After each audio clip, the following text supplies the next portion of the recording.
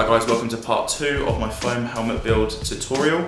If you want to see the first video that I did, click somewhere around here and it'll take you directly to it. Okay, what we did last time was obviously construct this. I did some little doodles on it, little markings and that. Still haven't done the back yet, I'm going to wait till the end to do that.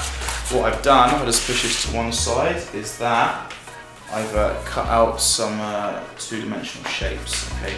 And how I achieved these was basically by just taking a straight edge, a ruler, and just taking little quick measurements off the mask itself, figuring out the distance between the chin and the nose, and then the eye relief and that, and then you can obviously see the markings, how I bridge the gap and try and make these. So basically, as it sits on, that'll fit on like so, like that. So I'm actually building out the mask from the existing helmet that is already here. So I'm just using it itself as a template and then building out, and then obviously I've got the head part as well. It's going to come on top, it's going to wrap around, mold down as well. I've also got some cheap lenses from Dollarama, just popped them out, some glasses, whatever, and they'll be going to get stuck on the mask itself, and obviously these are going to go over the top like so. Now then, what else I did is because this mask, this helmet has been built to my exact, as close as possible to my head, it's going to be really tight against my mouth, and I want to be able to breathe and talk as well. So basically I just doodled around the outside of my mouth guard, the mouthpiece, and I just jotted just pen marks where it's going to be. So basically I'm going to cut this out, so as I'm talking, my mouth has relief within inside the helmet itself, but you're not going to see it. So that's what. So hopefully prohibit the eye lenses from fogging up. Okay, so let's get on with that.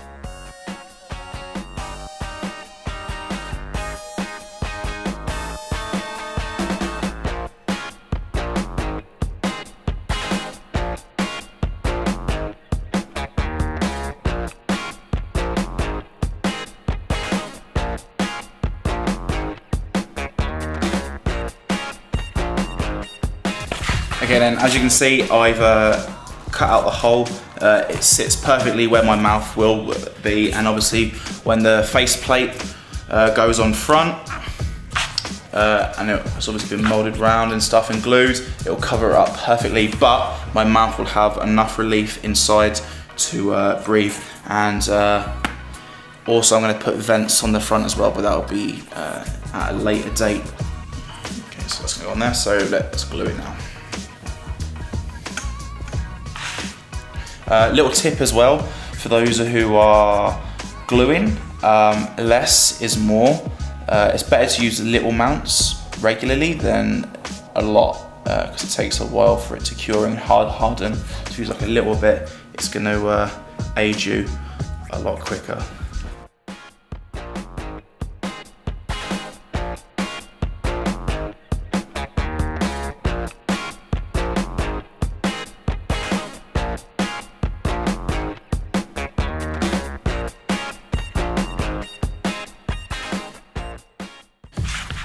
Okay, that's roughly where I want it to be. Now, you may notice that I didn't use the heat gun on this, and I haven't put in the lenses yet. The reasons why I haven't put in the lenses yet is because I wanted to get the correct eye relief on it. So I needed to put the face shield on first. And the reason why I haven't used the heat gun is because sometimes that the angles and the shapes and that can warp out. So you may find that parts that you're molding, because I'm not that skilled at it, can be not the same size all the way around.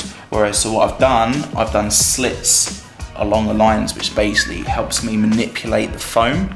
And then I know that this side is the exact measurement from the center of the nose to the other, so it helps uniform the mask as a whole. Okay, so that's obviously holding. I've just put little bits of glue on, so now the mask is on. I can now drop in the lenses and glue them in place, and I know that no matter where I put them, I can push them in and they're going to be central to the mask. Let me just push this up a little bit. Here's the lenses.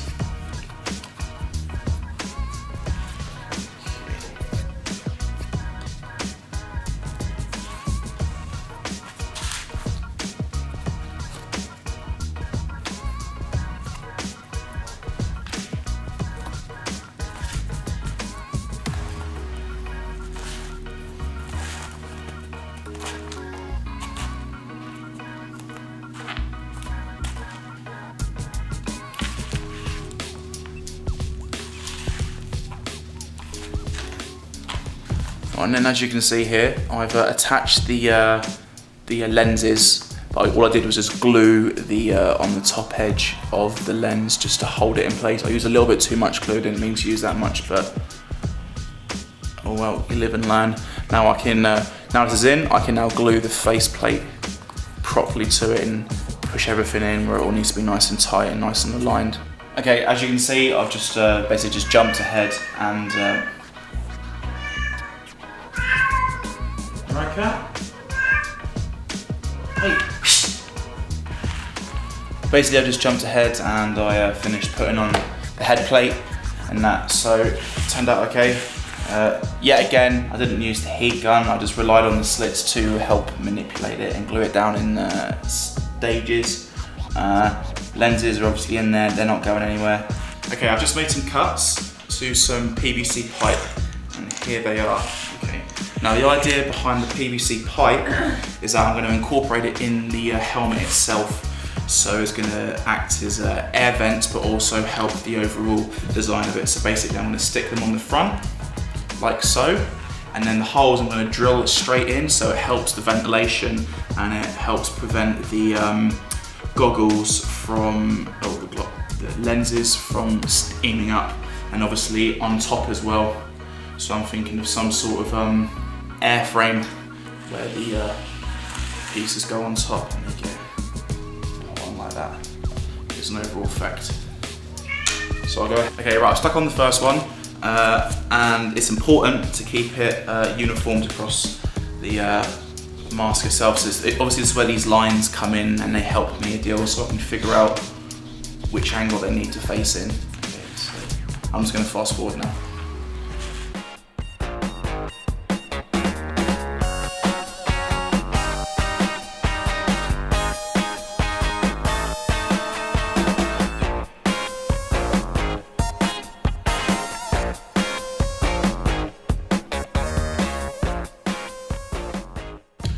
Okay, so that is all the PVC pipe that is being obviously attached so far. I may be working on, in my head, stuff for the sides. I've still got to build up the side a little bit as well, and that, but how it all looks okay, I think.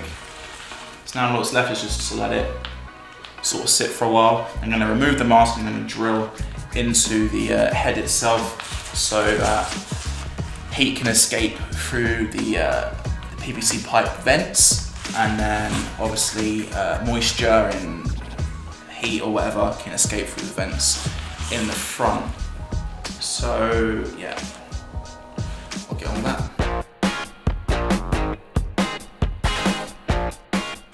Okay, now I'm going to work on the sides. Now I've already measured this and I've sort of worked out the average between this point here and this point here, and it's 3 inches and 3/16. And for the same for the other side.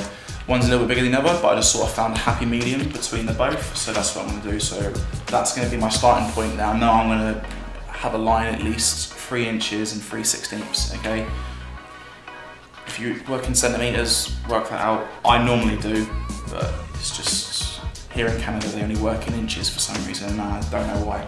I've just got used to it. So I'm going to put whatever I map out on the interlocking foam, I'm going to reverse it and then trace it out and do an identical one, because I want to try and keep perfect or near perfect symmetry between both sides, and I can work out what I need to trim either on this side or on this side, or even add additional so it's perfect either side. Okay, so I'm going to get on that now.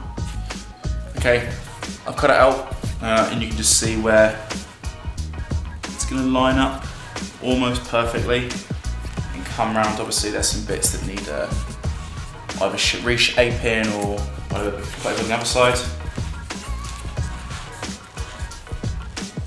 it's the same, but obviously I don't want this side, I want to have a smooth side. So I'm going to trace it out and put it on. That's how it's going to fit. So that's going to go on there, like that. Okay, now both pieces are cut out.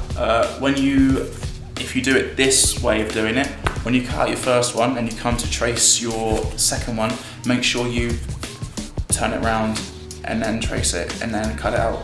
I almost cut this one out the wrong way. So I was just like, oh yeah, just turn it a little bit and it'll be fine. But then I realised that halfway through I was like, shit. But yeah, so turn it around when you come to trace it, and then when you push it out and pull it up, it'll be the right way for you for the opposite side of your helmet. Okay.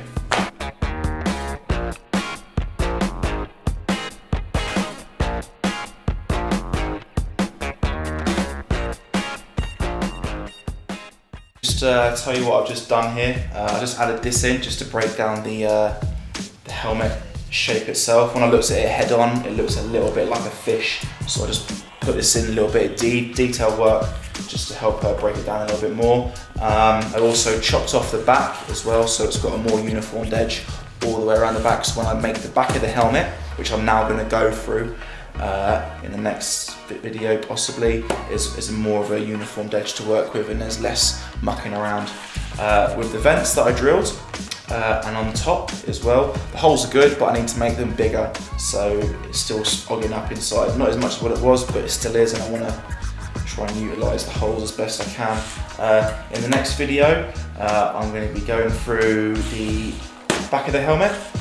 I'm going to maybe Bondo all these gaps in, fill them in and all whatnot. I'm going to be sanding some stuff down, trying to make it more of a streamlined edge. I mean, I'm happy that I've got the symmetry across the helmet, but now I want to try and even them out and make the helmet more of a flow, if that makes any sense. And that's it, guys. If you like what you see, hit subscribe, and there'll be more videos on this coming soon. Hit like, comment and all that good stuff. If there's any ways that I can improve, if there's any makers out there that do the same sort of stuff, just put some information in the comment box, because I'm willing to learn, and more videos coming soon, guys. Thanks for watching.